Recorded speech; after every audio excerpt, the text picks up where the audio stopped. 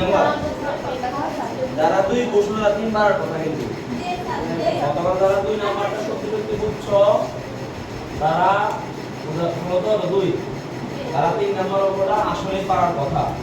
3 number অঙ্কটা আমি করাবো না, তোমরা নিজেরা ট্রাই করো যদি তুমি আসলেই 2 নাম্বার কি দেখো পেরে থাকো, ঠিক আছে?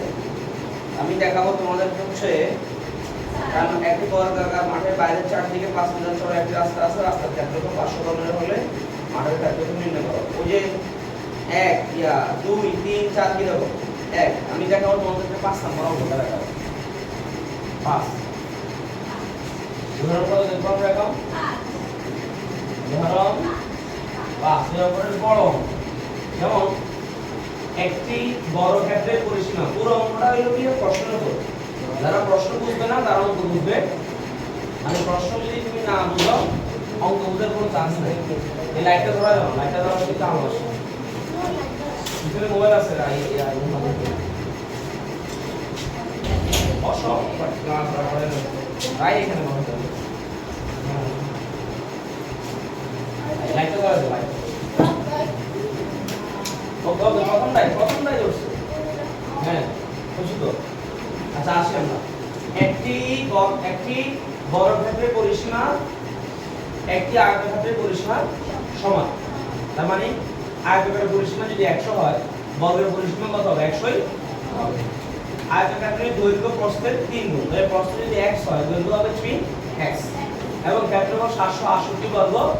দৈর্ঘ্য ক্ষেত্রফলের মান দেওয়া আছে, তার মানে দৈর্ঘ্য প্রস্থের মান বের করার জন্য ক্ষেত্রফলের সূত্র ইউজ করতে হবে। প্রতি 40 সেন্টিমিটার বর্গাকার পাথর দিয়ে বর্গক্ষেত্রে বাঁধতে মোট কতটি পাথর লাগে? তার মানে বর্গের ক্ষেত্রফল বের করতে আমি যে বড় ক্ষেত্রের মধ্যে পাথর বসাবো সেই বড় ক্ষেত্রটা তো আমি জানি, তাহলে অঙ্কটার শেষটাই থেকে দেখো এই অঙ্কের শেষটা হচ্ছে এইটা। অঙ্কটা তোমাদের বের করতে বলছে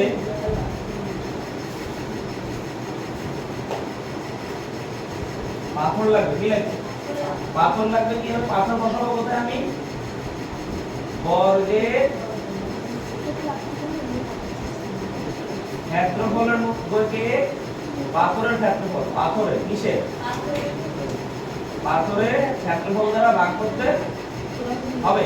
এটা হলো অঙ্কের মূল কাজ।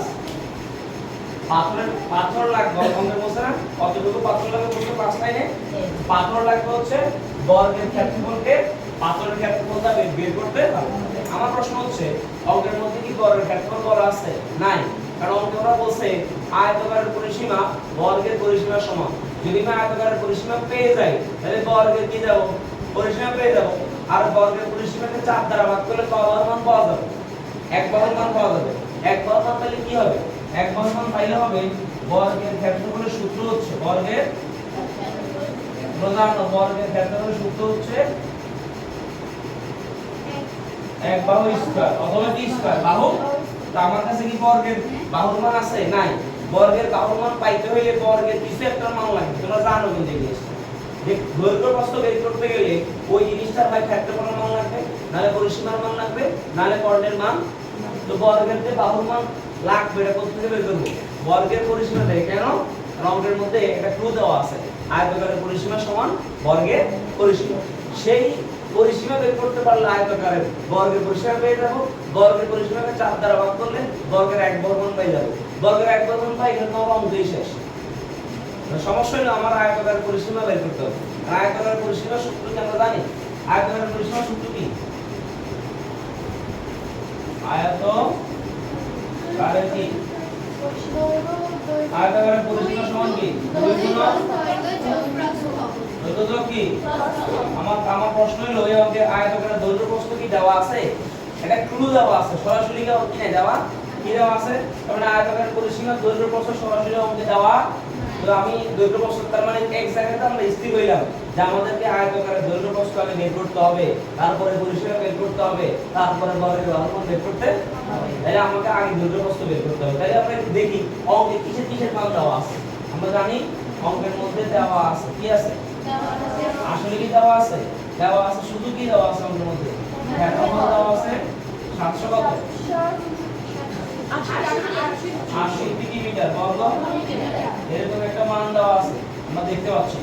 ওকে, এবার আসো আমরা আরেকটা জিনিস দেখি। মনে করি কি করি মনে করি হলো এই অঙ্কের মধ্যে প্রস্থ দেওয়া নাই, প্রস্থ কত x মিটার, যদি প্রস্থ x হয় দৈর্ঘ্য অবশ্যই 3 গুণ মানে কত 3x মিটার। না বোঝার কিছু এখানে নাই, দৈর্ঘ্য আর প্রস্থ এটা ক্ষেত্রফল, তাই না? আমরা জানি প্রশ্ন মতে আমরা কি লিখতে পারি, যেহেতু ক্ষেত্রফলের মান দেওয়াই আছে তাহলে দৈর্ঘ্য প্রস্থের সাহায্যে কার সাহায্যে, দৈর্ঘ্য হলো 3x, প্রস্থ হলো কত x, দৈর্ঘ্য গুণ প্রস্থ সমান কি পদ ক্ষেত্রফল, ক্ষেত্রফলের মান দেওয়া 700 কত গুণ করো 3x স্কয়ার ইকুয়াল টু 700 কত হয়, তাহলে x স্কয়ার সমান 768 কে 3 গুণ করে লিখে দিতে হবে, ভাগ ভাগ করলে কত হবে? তোমাদের কাছে ক্যালকুলেটর নাই? কত এবার বলো রুট ওভার করব কিনা? রুট করলে আমার x এর ভ্যালু দাঁড়াবে 16, কত দাঁড়াবে 1 যদি 16 হয় তাহলে দৈর্ঘ্যের মান কত হবে, দৈর্ঘ্য হবে 3x ইজ ইকুয়াল টু কত হবে 3 * 16, 3 16 কত 48 মিটার, এটাও মিটার এটাও কি মিটার। দৈর্ঘ্য প্রস্থ পাই গেলে আমাদের ধরে রাখতে হবে দেওয়া, এই এখন কি লিখব, দৈর্ঘ্য 2 গুণ দৈর্ঘ্য 48, প্রস্থ হচ্ছে কত 16, তাহলে 2 গুণ কত হবে বলো আমাকে, 16 ভাগে 48 বলে কত আসে, 16 48 2 দিলে এখানে 50 64 আসে, গুণ করলে হবে 128 মিটার।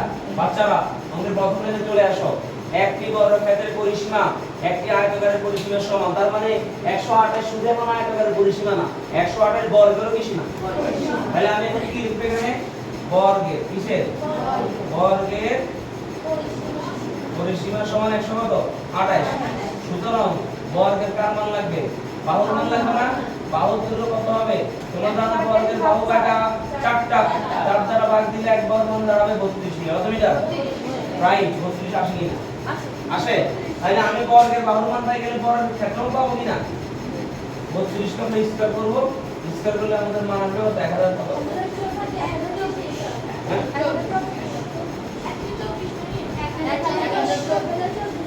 ওরে 128 বাংলা বুঝে নেবো, 32 পিস হলো কত, 1000 কত 1024 বর্গ মিটার। অঙ্ক তো 60 মিটার কথা ছিল, দুর্গতের বিষয় হলো বর্গের ক্ষেত্রফল 1024। পাথর সম্পর্কে তো আমরা কিছু জানলাম, আমাদের পাথরটা পড়ো, পাথরের কি লেখা আছে, প্রতিটি 40 সেন্টিমিটার, 40 সেন্টিমিটার বর্গাকার পাথর দিয়ে, তার মানে দেখো একটা জিনিস বুঝো, অঙ্কটা বুঝিও যে বর্গের যদি ক্ষেত্রফল লাগে পাথরের কি লাগবে, ক্ষেত্রফল লাগবে, কিন্তু এই অঙ্কের মধ্যে পাথরের কি দেওয়া নাই, ক্ষেত্রফলের মান দেওয়া, তুমি খেয়াল করো দেখো এই অঙ্কে পাথরের কি দেওয়া আছে, তুমি বলছিলে পাথরের দৈর্ঘ্য, পাথরের কি, পাথরের দৈর্ঘ্য, দৈর্ঘ্য হচ্ছে কত 40, কোথায় সেন্টিমিটার আর কোথায় কি মিটার, বর্গ, আমাদের কি করতে হবে এখন, আগে এটাকে নিতে হবে মিটারে, তারপর নিতে হবে বর্গ। আরেকটা কথা, পাথরটা কিন্তু কি কার, বর্গাকার, বর্গাকার মানে হচ্ছে পাথরের প্রত্যেকটা বাহু কি সমান, পাথরের প্রত্যেকটা বাহু 40 সেন্টিমিটার, ওরা কিন্তু প্রশ্নটা উল্লেখ করছে। তাহলে এখানে কি করতে হবে, আগে এটাকে 100 দ্বারা ভাগ করতে হবে, 100 দ্বারা ভাগ করলে হবে 0.4 মিটার, 40, এরপর এটা ক্ষেত্রফল, সুতরাং ক্ষেত্রফল কত হবে, এটা ক্ষেত্রফল হবে 0.4 রূপে একটা আপনি ধরে দিবা স্কয়ার, আর আমরা জানি বর্গের ক্ষেত্রফল হচ্ছে বাহু স্কয়ার, স্কয়ার কি হবে 0.16 কি বর্গ মিটার। এটা তোমরা মানবো অঙ্কের মূল কথা কি ছিল, অঙ্কের মূল ছিল পাথর লাগবে, এই যে বর্গ আকার ক্ষেত্রফলের মধ্যে কতগুলো পাথর বসাইতে হবে। এবার খেয়াল করো, বর্গের ক্ষেত্রফল হচ্ছে 1000, এই 1024 বর্গ মিটারের মধ্যে তুমি 16 বর্গ মিটার আলাদা কি বসাবা, পাথর বসাবা, কয়টা পাথর লাগবে, সিম্পল এই জায়গাটা কি দিবা, তাহলে এখানে তুমি যখন পাথর লাগবে প্রথমে সূত্র লিখছিলাম না আমরা, পাথর লাগবে সমান কত 1024 0.16 ভাগ করো, আনসার কত আসে 6400 ওকে, অঙ্ক ক্লিয়ার হয়েছে, বড় অঙ্ক না সমস্ত আছে সায়েন্সে তো এসে না, সহজ সহজ